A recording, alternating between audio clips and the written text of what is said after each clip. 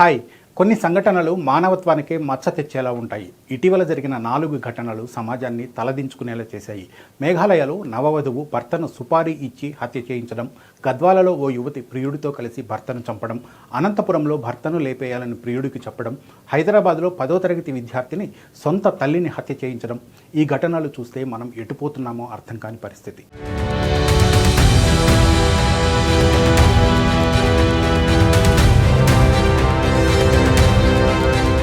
ఈ కేసులు కేవలం నేరాల గురించి మాత్రమే కాదు, నమ్మిన వాళ్ల విశ్వాసాన్ని వమ్ము చేయడం, వివాహ వ్యవస్థపై నమ్మకం లేకపోవడం లాంటి అనేక అంశాలను వెలుగులోకి తెచ్చాయి.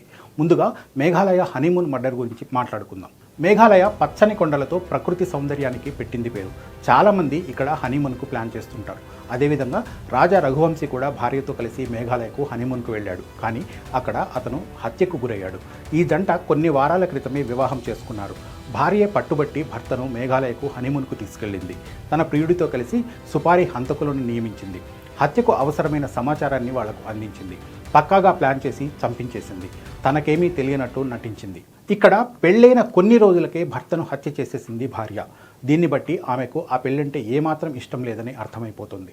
అయిష్టంగానే పెళ్లి చేసుకుని చివరకు భర్తను పట్టున పెట్టుకుంది. వివాహానికి ముందు నుంచే ఆమెకు లవర్ ఉన్నాడు. ఆ విషయాన్ని కుటుంబ సభ్యులకు కూడా ఆమె చెప్పినట్టు సమాచారం. అయినా ఆమె తల్లిదండ్రులు పట్టించుకోకుండా పెళ్లి చేసేశారు. దీన్ని తట్టుకోలేని ఆమె భర్తను చంపించేసింది. దీంతో అతడి కుటుంబం వీధిన పడింది. ఆమెకు వివాహం కేవలం ఒక ముసుగు మాత్రమే అని చెప్పొచ్చు. భర్త పైన ఆమెకి ఏమాత్రం ప్రేమ లేదు. పెళ్ళైన తర్వాత కూడా ప్రియుడి కోసమే పరితపించింది. వివాహ బంధాన్ని ఆమె ఏమాత్రం కేర్ చేయలేదు.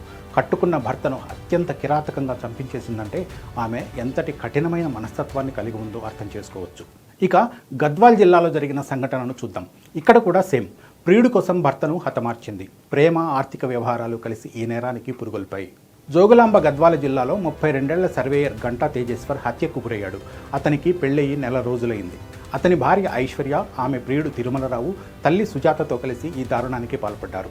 ఐశ్వర్య ఈ హత్యకు 5 సార్లు ప్రయత్నించి 6వసారి విజయవంతమైందంటే ఆమె భర్తను చంపేందుకు ఎంత గట్టిగా నిర్ణయించుకుందో అర్థం చేసుకోవచ్చు.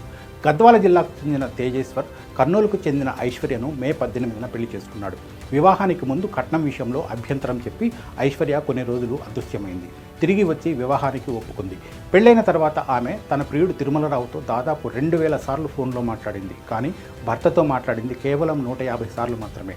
తేజేశ్వర్ను వదిలించుకోవాలని నిర్ణయించుకున్న తల్లి, కూతురు, ప్రియుడు తిరుమలరావు కలిసి సుపారీ గ్యాంగ్కు 2 లక్షలు ఇచ్చారు.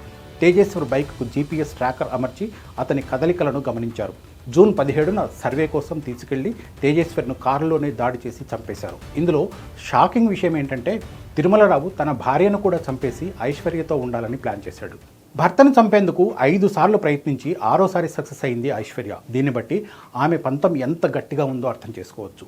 ఇందులో ఆమె తల్లి కూడా భాగస్వామి కావడం ఆశ్చర్యానికి గురిచేస్తుంది. పెళ్లికి ముందు నుంచే తిరుమలరావుతో ఐశ్వర్యకు సంబంధం ఉంది. ఈ విషయం తల్లికి కూడా తెలుసు. తల్లితో కూడా అతనికి వివాహేతర సంబంధం ఉందని సమాచారం.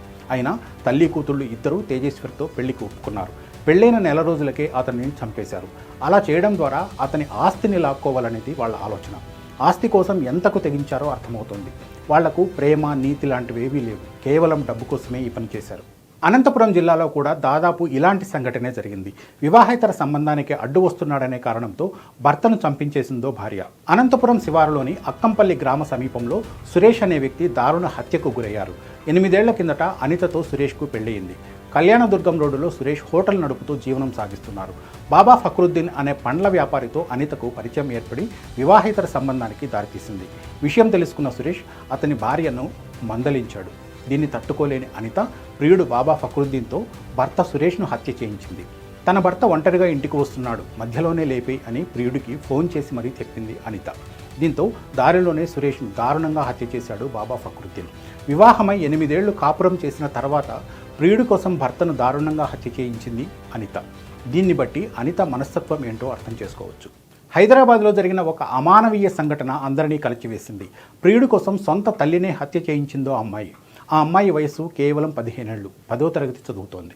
హైదరాబాద్ జీడిమెట్లలో 10వ తరగతి చదువుతున్న తేజశ్రీ తన తల్లి అంజలిని హత్య చేయించింది. తన ప్రియుడు శివ, అతని తమ్ముడితో కలిసి తేజశ్రీ ఈ దారుణానికి పాల్పడింది. తల్లి తమ ప్రేమను వ్యతిరేకించడమే ఇందుకు కారణం. అంజలి మొదటి భర్త కుమార్తె తేజశ్రీ. మొదటి భర్త చనిపోవడంతో అంజలి రెండో పెళ్లి చేసుకుంది. రెండో భర్త కుటుంబంతో ఎక్కువ సమయం గడపడంతో తనను నిర్లక్ష్యం చేస్తున్నట్లు తేజశ్రీ భావించింది. ఇదే సమయంలో ఇన్స్టాగ్రామ్ ద్వారా శివ పరిచయమయ్యాడు. అది ప్రేమగా మారింది. తల్లి అంజలికి విషయం తెలిసి మందలించింది. అప్పటికే తల్లిపై ద్వేషం పెంచుకున్న తేజశ్రీ ప్రియుడు శివ అతని తమ్ముడితో కలిసి తల్లి అంజలిని చంపేందుకు స్కెచ్ వేసింది. వాళ్ళిద్దరిని ఇంటికి పిలిపించి తల్లిని చంపించింది. తేజశ్రీ 10వ తరగతి చదువుతోంది. ఈ వయసులోనే ఆమె తల్లిని చంపించేంత నిర్ణయం తీసుకుందంటే ఆ అమ్మాయి ఆలోచన ధోరణి ఏ స్థాయిలో ఉందో అర్థం చేసుకోవచ్చు. టీనేజ్లో పిల్లలు మానసిక సంఘర్షణకు గురవుతూ ఉంటారు. ఈ వయసులో తల్లిదండ్రులు పిల్లలను అర్థం చేసుకోవాలి, అందుకు అనుగుణంగా గైడ్ చేయాలి, లేదంటే వాళ్ళు తిరగబడతారు. తేజశ్రీ విషయంలో అదే జరిగింది. తల్లి నిర్లక్ష్యం, గైడెన్స్ లేకపోవడం తేజశ్రీని తప్పుదారి పట్టించాయి. తల్లి దగ్గర దొరకని ప్రేమ ప్రియుడి దగ్గర దొరికింది. దీంతో అతడికే ఎక్కువ ప్రయారిటీ ఇచ్చింది.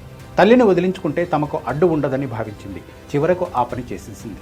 ఇంత జరిగినా ఆ అమ్మాయిలో పశ్చాత్తాపం కనిపించలేదు. దీన్ని బట్టి తల్లిపై ఆ అమ్మాయి ఎంతటి ద్వేషాన్ని పెంచుకుందో తెలుస్తోంది.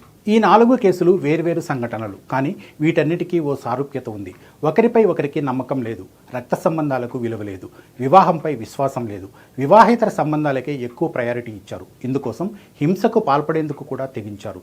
సహజంగా ఆడవాళ్ల ఆలోచన ధోరణి మగవాళ్లతో పోల్చితే కాస్త సున్నితంగా ఉంటుంది. అందుకే వాళ్లను సంరక్షకులుగా భావిస్తాం. కానీ ఈ కేసుల్లో మాత్రం ఇందుకు పూర్తి విరుద్ధం. అందరూ ఆడవాళ్ళు ఇలాగే ఉంటారని కాదు, కానీ వాళ్ళ ఆలోచన ధోరణిలో కూడా మార్పులు వస్తున్నాయని మాత్రం ఈ ఘటనలు రుజువు చేస్తున్నాయి. ఈ ఘటనలపై మీరేమనుకుంటున్నారో కామెంట్ చేయండి. మరో అంశంతో మళ్ళీ కలుద్దాం. Thank you.